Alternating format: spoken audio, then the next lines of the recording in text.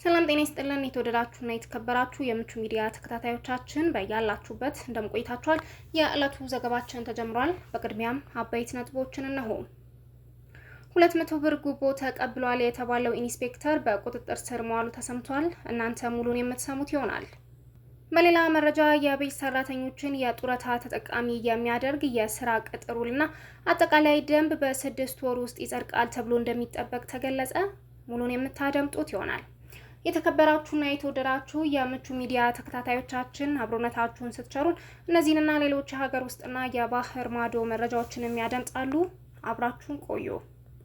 200 ብር ጉቦ ተቀብሏል የተባለው ኢንስፔክተር በቁጥጥር ስር ዋለ። በአዲስ አበባ ከተማ ጉለሌ ክፍለ ከተማ ወረዳ 7 ልዩ ቦታው ሰሜን ማዘጋጃ አካባቢ በፖሊስ ተሽከርካሪ ውስጥ ሆኖ የ200 ብር ኖት ጉቦ ተቀብሏል የተባለው ኢንስፔክተር በቁጥጥር ስር መዋሉን የክፍለ ከተማው ፖሊስ መምሪያ አስታውቋል። የፖሊስ አባሉ የ200 ብር ጉቦ ሲቀበል የሚያሳይ ተንቀሳቃሽ ምስል በማህበራዊ ሚዲያ መዘዋወሩን መነሻ ባደረገ መረጃ መሰረት በቁጥጥር ስር መዋሉ የተገለጸም ሲሆን ምርመራ እየተጣራ እንደሚገኝም ነው የተነገረው።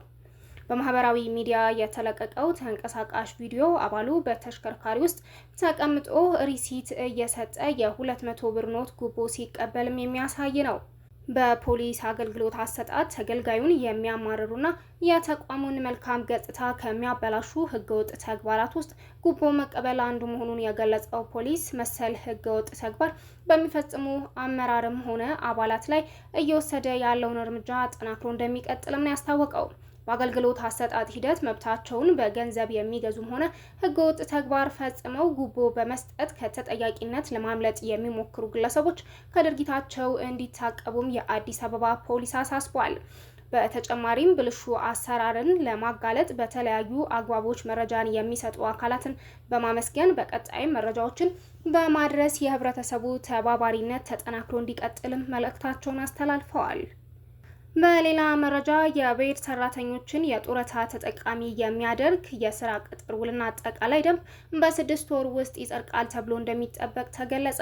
የቤት ሰራተኞች ጡረታን ጨምሮ የማህበራዊ ዋስትና አገልግሎት ተጠቃሚ እንዲሆኑ የሚያስችል የስራ ቅጥር ውልና አጠቃላይ የቤት ሰራተኞች ደንብ በ6 ወር ጊዜ ውስጥ ይጸድቃል ተብሎ እንደሚጠበቅ አንዳንድ የኢትዮጵያ የቤት ውስጥ ሰራተኞች ማህበር ህብረት አስታውቋል።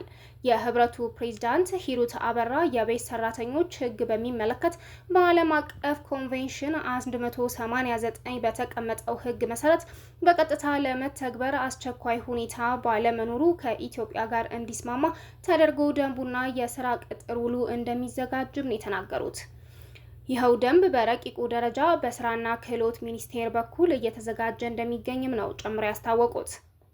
ለአብነትም በቋሚነት የሚሰሩ ሰራተኞች በስራ ቦታቸው ላይ የመኖር ተመላላሽ የሆኑት ደግሞ ሰርተው የሚሄዱበትን አግባብ የለና የስራ ቅጥር ውሉን ጨምሮ የሚመጣው ደንብ መሰረታዊ የሆኑ መብቶቻቸው ላይ ያተኮረ መሆኑንም ነው የህብረቱ ፕሬዝዳንት የገለጸው። በኢትዮጵያ ተግባራዊ እየተደረጉ ያሉ የስራ ቅጥር ውሎች መኖራቸውን የጠቀሱት ፕሬዝዳንቷ ነገር ግን ውሎቹ ህጋዊ አለመሆናቸውንም ነው ያስረዱት። ከዚህም በመነሳት ለተቀጣሪዎችም ሆነ ለቤት ሰራተኞች የሚጠቅም ወጥ የሆነ ስራ መቅጠሪያ ውል እንዲኖር ለማስቻል የሚያሰበ መሆኑንም ነው የጠቀሱት። ከዚህ ጋር ተያይዞም ሙሉ መውጣቱ ብቻ ሳይሆን ተፈጻሚነቱስ እስከምን ድረስ ነው የሚለው ጉዳይ ማህበረሰቡ በደንብ ማየት ስላለበት የግንዛቤ ፈጠራ ስራ እየተሰራበት እንደሚገኝም ነው የተናገሩት። በኢትዮጵያ የቤት ሰራተኞች ላይ የሚስተዋሉ ችግሮች ዘርፈ ብዙ እንደሆኑ የገለጹት ፕሬዝዳንቷ የስራ ቅጥር ውሉን ጨምሮ አጠቃላይ የቤት ሰራተኞች የህግ ማዕቀፍ ጸድቆ ተግባራዊ በሚሆንበት ወቅት የሚታዩ የሰብአዊ መብት ጥሰቶች ሁሉ ሊቀርፍ እንደሚችልም ነው ያነሱት። አክለውም ሙሉ ለቤት ሰራተኞች ስራው እውቅና የሚሰጥ በመሆኑ የሕክምና አገልግሎት ሰርተው ሲደክማቸው በጡረታ የሚካተቱበት አግባብን ጨምሮ ማህበራዊ ዋስትናቸውን ሊያረጋግጡ የሚችሉበትንም መንገድ ይፈጥራል ነው ያሉት። በመሆኑም በዚህ 6 ወር ጊዜ ውስጥ የስራ ቅጥር ውልና አጠቃላይ የቤት ሰራተኞች ደንብ ይጸድቃል ተብሎ እንደሚጠበቅም ነው የተገለጸው። እስራኤል በጋዛ በትምህርት ቤት ላይ በፈጸመችው ጥቃት 27 ሰዎች መገደላቸው ተገለጸ። የእስራኤል ከሰሜን ጋዛ ለተፈናቀሉ ቤተሰቦች መጠለያ ሆኖ በማገልገል በሚገኝ ትምህርት ቤት ላይ በፈጸመችው የአየር ጥቃት ቢያንስ 27 ፍልስጤማውያን መገደላቸውን የጋዛ የጤና ሚኒስቴር አስታውቋል። ዳር አል አርቃም በተሰኘው ትምህርት ቤት በተፈጸመ ጥቃት ከተገደሉ በተጨማሪ በርካቶች መቁሰላቸውን በሐማስ የሚተዳደረው የጤና ሚኒስቴር የአካባቢውን ሆስፒታል መዋቢያ አድርጎ ጠቅሷል። የእስራኤል መከላከያ በበኩሉ ትምህርት ቤቱን ሳይጠቅስ የሐማስ የትዕዛዝና የቁጥጥር ማዕከልንም መምታቱንም ገልጿል። የጋዛ የጤና ሚኒስቴር ቀደም ብሎ እስራኤል በ24 ሰዓታት ውስጥ ባደረሰችው ጥቃትም 97 ፍልስጤማውያን መገደላቸውን አስታውቆ ነበር። ከአየር በተጨማሪ የምድር ላይ ጥቃት የጀመረችው እስራኤል በበኩሏ ሰፋ ያለ የፍልስጤምን ግዛትም እንደምትወርም ተናግራለች። የጋዛ የሲቪል መከላከያ ኤጀንሲ ቃል አቀባይ ማሐሙድ ባሳል በጥቃቱ ከተገደሉት መካከል ሴቶችና ህጻናት የሚገኙበታል ነው ያሉት። ቃል አቀባዩ አክለውም መንታ ልትወልድ የተቃረበች ነፍሰ ጡር ከ3 ልጆቿ ከባለቤቷና ከእህቷ ጋርም እንደጠፋችም ነው የተናገሩት። በትምህርት ቤቱ አቅራቢያ ከሚገኘው አልአህሊ ሆስፒታል የተገኘ ቪዲዮ በከፋ የተጎዱ ህጻናት በመኪና ወደ ማዕከሉም ሲወሰዱም ያሳያል። የእስራኤል መከላከያ ኃይል ባወጣው መግለጫ በጋዛ ከተማ ጥቃት ያደረሰበት ስፍራ የሐማስ ተዋጊዎች ጥቃቶቻቸውን የሚያቀነባብሩበት ስፍራ መሆኑንም ነው የተናገረው። በሰላማዊ ዜጎች ላይ የሚደርስን ጉዳት ለመከላከል በርካታ እርምጃዎች መወሰዳቸውን መግለጫው አክለዋል። የእስራኤል መከላከያ በተጨማሪ በጋዛ ምስራቃዊ ሸዳያ አካባቢ በፈጸመው ጥቃት ቢያንስ 12 ሰዎች መገደላቸውንም የሲቪል መከላከያው ገልጿል። የሁለት ትንንሽ ህጻናት አስከሬን ከፈራረሰ ህንጻ ውስጥ በአደጋ ጊዜ ሰራተኞች ሲወጣ የሚያሳይ ቪዲዮም ለቋል። ስማቸው እንዳይጠቀስ የጠየቁ አንድ የአይን እማኝ ለቢቢሲ የአረበኛ ፕሮግራም እንደተናገሩት ከሆነ ድንገተኛ ኃይለኛ ፍንዳታ ከእንቅልፋቸው እንደቀሰቀሳቸውም ተናግረዋል። ፍንዳታውም የተሰማው አያድ በተሰኙ ጎረቤታቸው ቤትም ነው ብለዋል። ከእስራኤል መከላከያ በኩል ወዲያውኑ ምላሽ ባይሰጥም ሐሙስ ጠዋት የሸዳያ እና 4 አጎራባች አካባቢ ነዋሪዎች በአስቸኳይ ወደ ምዕራባዊ ጋዛ ከተማ እንዲወጡ አስገዳጅ መመሪያ ማስተላልፈዋል። የአሸባሪዎችን መሰረተ ልማት ለማውደም በከፍተኛ ኃይል እየሰራ ነው የሚል ማስጠንቀቂያም የታከለበት ነው የተባለው። የእስራኤል ጦር በቅርቡ 15 የፍልስጤም የሕክምና ባለሙያዎችን በራፋህ አካባቢ የገደለ ሲሆን ከሳምንት በኋላ አስከሬናቸውን የተገኘውን የእነዚህን ግለሰቦችም የተባበሩት መንግስታት የጅምላ መቃብር ሲልም ገልጾታል ነው የተባለው። 9 ሰዎችን ጭኖ የነበረው አምቡላንስ አላሺን በተባለ ስፍራ ከሳምንት በፊት ከፍተኛ ተኩስ እንደተፈጸመበት ዓለም አቀፍ የቀይ መስቀል ማህበርም ገልጿል። ለሳምንት ያህል ወደ ስፍራው መድረስ በመከልከሉ አስከሬናቸው ከሳምንት በኋላ ማለትም እሁድ መጋቢት 21 2017 ዓ.ም መወሰዱም ተገልጾ ነበር። የፍልስጤም ቀይ ጨረቃ ማህበር ከሰራተኞቹ በተጨማሪ 6 የሲቪል መከላከያ ኤጀንሲ እንዲሁም አንድ የተባበሩት መንግስታት ድርጅት ሰራተኛ አስከሬኖችም ተገኝተዋልም ብለዋል።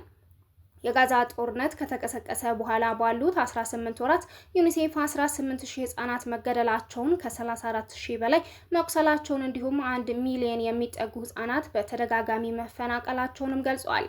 እስራኤል በጋዛ ሰርጥ ማንኛውም ሰብአዊ እርዳታ እንዳይገባ ከአንድ ወር በፊት ክልከላ ማስቀመጧን ተከትሎ የሰብአዊ ቀውሱ መክፋቱንም የረድኤት ድርጅቶችም እየገለጹ ይገኛሉ። ሐማስ መስከረም መጨረሻ ላይ በፈጸመው ጥቃትም 1200 ሰዎች የተገደሉ ሲሆን 253 ሰዎችም ታግተው መወሰዳቸው ይታወሳል። እስራኤል በጋዛ ውስጥ በፈጸመችው ጥቃትም ከ50399 በላይ ፍልስጤማውያን መገደላቸውን ከጋዛ የጤና ሚኒስቴርም የተገኘው መረጃ ያሳያል።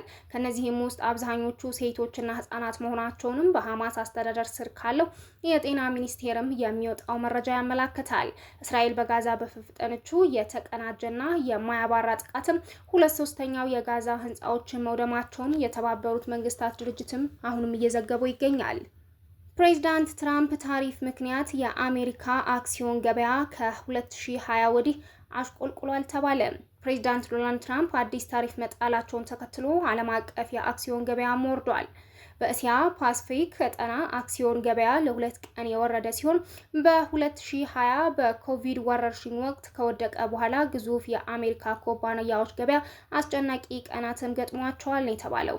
ናይክ፣ አፕል እና ታርጌት ከተቀላቀቁ ኩባንያዎች መካከል ከባድ ጉዳት የደረሰባቸው ሲሆን ሁሉም ኩባንያዎችም ከ9% በላይ ሽያጫቸው መውረዱም ነው የተነገረው። ፕሬዚዳንት ትራምፕ በዓለም አቀፍ ምርቶች ላይ በጣሉት ዝቅተኛ 10% ታሪፍ የፌዴራል ገቢን በማሳደግና የአሜሪካን አምራቾች ወደ ሀገራቸው በመሳብ የሀገሪቱ ኢኮኖሚ እንደሚያሳድግም በዋይት ሀውስ ለጋዜጠኞችም ተናግረዋል።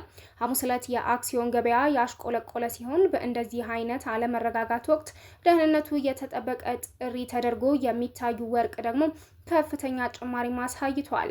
የአሜሪካው ፕሬዝዳንት የዋሽንግተን የንግድ አጋር የሆኑት ቻይናና የአውሮፓ ህብረትን ጨምሮ በበርካታ ሀገራት ምርቶች ላይ የሚፈጸም ከፍተኛ ታሪፍም ጥለዋል። በጥቅሉ 54 በመቶ ታሪፍ የተጣለባቸው ቻይናና 20 በመቶ የተጣለበት የአውሮፓ ህብረት አጸፋዊ እርምጃም እንደሚወስዱም ዝተዋል። የፈረንሳዩ ፕሬዝዳንት ኢማኑኤል ማክሮን የአውሮፓ ድርጅቶች በአሜሪካ ያቀናጁት ኢንቨስትመንትን እንዲሰርዙም ጥሪ አቅርበዋል። ታሪፍ ከሌሎች ሀገራት የሚገቡ ምርቶች ላይ የሚጣል ታክስ ሲሆን ሮብ ዕለት ትራምፕ ሳያሳውቁ ታሪፍም ከ100 ዓመታት በኋላ የምርቶች ዋጋ እንዲያሻቅብም ያደርጋል እየተባለ ነው።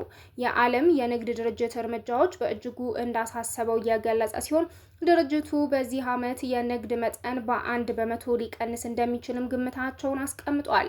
ነጋዴዎችም ታሪፍ የዋጋ ግሽበት እንደሚጨምርና እድገትን ሊያስተጓጉል ይችላል የሚል ስጋትም አላቸው።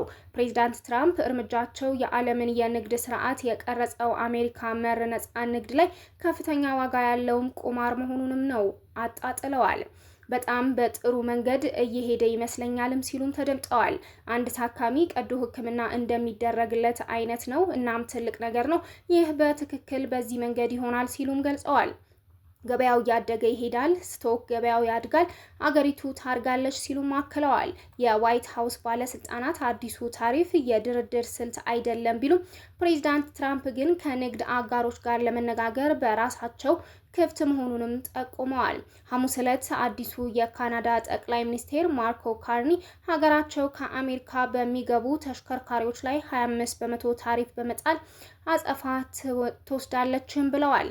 ኩባንያዎች የታሪፉን ጫና ብቻቸውን መቋቋም ከአጋራቸው ጋር መጋራት አሊያም ለደንበኞቻቸው በማስተላለፍ ሽያጫችን አደጋ ላይ መጣልም በሚሉ ምርጫዎችም ተከበዋል። እርምጃው ከዓለም ኢኮኖሚ 10 እስከ 15 በመቶ ድርሻ ባላቸው የአሜሪካ ሸማቾች ላይም ግዙፍ ተጽዕኖ እንደሚኖረውም ይጠበቃል። ፕሬዚዳንት ዶናልድ ትራምፕ በአሜሪካ የንግድ አጋሮች ላይ ታሪፍ ቢጥሉም ሩሲያ በዚህ ዝርዝር ውስጥ አልተካተተችም። ለዚህም ምክንያቱ አሜሪካ በሩሲያ ላይ የጣለችው የቀደመ ማዕቀብ ትርጉም ያለው የንግድ ልውውጥ ስለሚከተል ነው በማለትም የዋይት ሀውስ የፕሬስ ጸሐፊ ካሮላይን ሌቪት መናገራቸውም የአሜሪካው ሚዲያ አክሲዮስ ዘግቦታል። ሆኖም ከአሜሪካ ጋር ያነሰ የንግድ ልውውጥ ያላቸው እንደ ሶሪያ ያሉ ሀገራትም የትራምፕ ታሪፍም ተጥሎባቸዋል። ሶሪያ በባለፈው ዓመት ወደ አሜሪካ 11 ሚሊዮን ዶላር የሚያወጡ ምርቶችን መላኳን የተባበሩት መንግስታት ድርጅት መረጃ ዋቢ አድርጎም ትሬዲንግ ኢኮኖሚክስ የተሰኘው ተቋምም አስፍሯል። ሩሲያ በአውሮፓውያኑ 2022 በዩክሬን ላይ የፈጸመችውን ወረራም ተከትሎ አሜሪካ መጠነ ሰፊ ማዕቀብም ጥላለች። ትራምፕ ወደ ዋይት ሀውስ ከተመለሱ በኋላ በሩሲያ ላይ እየተከተሉ ያሉትን ፖሊሲ ማሻሻያ አሳይተዋል። ትራምፕ የዩክሬኑን ጦርነትም ለማስቆም ቅድሚያ ሰጥተዋልም ተብሏል። የተኩስ አቁም ስምምነት ላይ ለመድረስ ድርድር በመቀጠልበት በአሁኑ ወቅት አንድ ከፍተኛ የሩሲያ ባለስልጣናት ከትራምፕ አስተዳደር ጋር ለመወያየትም ዋሽንግተን ይገኛሉ። ባለፈው ወር ትራምፕ የሩሲያው ፕሬዝዳንት ቭላዲሚር ፑቲን በተኩስ አቁም ስምምነት ካልተስማሙ የሩሲያን ዘይት በሚገዙ ሀገራት ላይ 50 በመቶ ታሪፍ ይጠብቃቸዋል በሚል ማስጠንቅቀው ነበር። ሩሲያ በትራምፕ ታሪፍ ዝርዝር ውስጥ ያልገባችው በተጣለበት ማዕቀቦች ምክንያት መሆኑንም የሩሲያ መገናኛ ብዙኃን ሐሙስ ዕለትም አጽንኦት ሰጥተውም ዘግበዋል። በሩሲያ ላይ ታሪፍ አልተጣለም፣ ይህ ለየት ያለ ስፍራ ስለተሰጣት አይደለም፣ ምዕራቡ ዓለም ማዕቀብ በሀገራችን ላይ ቀድመውኑ ስለጣሉ ብቻ ነው ሲልም መንግስታዊ ሮሳያ 24 ቴሌቪዥንም ዘግቦታል። ሩሲያ በታሪፍ ዝርዝር ውስጥ አለመካተቷ አብዛኛው ምዕራባውያኑን ያናደደ ነው ሲሉም ነው ሌላኛው መንግስታዊ ሚዲያም የዘገበው። በርካታ በክሬምሊን ቁጥጥር ስር ያሉ መገናኛ ብዙሃን ሩሲያና ቤላሩስ ጋር የንግድ ልውውጥም የለንም፣ ማዕቀብ ተጥሎባቸዋል በማለትም የአሜሪካ የግምጃ ቤት ኃላፊ ስኮት ቤሴንት ለፎክስ የዜና ወኪልም የተናገሩትን ጠቅሰዋል። አሜሪካ በአውሮፓውያኑ 2024 $3.5 ቢሊዮን የሚያወጡ ምርቶችን ከሩሲያ ማስገባቷን የአሜሪካ የንግድ ጽሕፈት ቤትም የተገኘው መረጃ ያሳያል። አሜሪካ ከሩሲያ በዋነኝነት የሚያስገባችው ማዳበሪያ፣ የኒውክሌር ነዳጅና ብረቶችን መሆኑንም ትሬዲንግ ኢኮኖሚክስ እና የሩሲያ ሚዲያዎችም ሪፖርት አድርገውታል። አንዳንድ የሩሲያ ሚዲያዎች በተለይም በአውሮፓ ላይ የተጣለው ታሪፍ በምጽአትና በመዘባበትም ነው የዘገዩበትም ብለዋል። የዩክሬን በበኩሏ ወደ አሜሪካ በምትልካቸው ምርቶች ላይም 10% ታሪፍም ተጥሎባታል። የተወደዳችሁና የተከበራችሁ የምቹ ሚዲያ ተከታታዮቻችን ለሰዓቱ ተሰሙት የወደድነው የዜና ጥንቅራችን እስካሁን የተከታተላችሁትን ይመስል ነበር። ቀጣይ በሌላ ዜና እስከምንገናኝ ድረስ ቸር ቆዩ። ሰብስክራይብ፣ ላይክ፣ ኮሜንት፣ ሼር ማድረግ እንዳትረሱ ያልኩኝ ከወዲሁ ተሰናበትኩ። ሰላም በያለንበት ለሁላችን።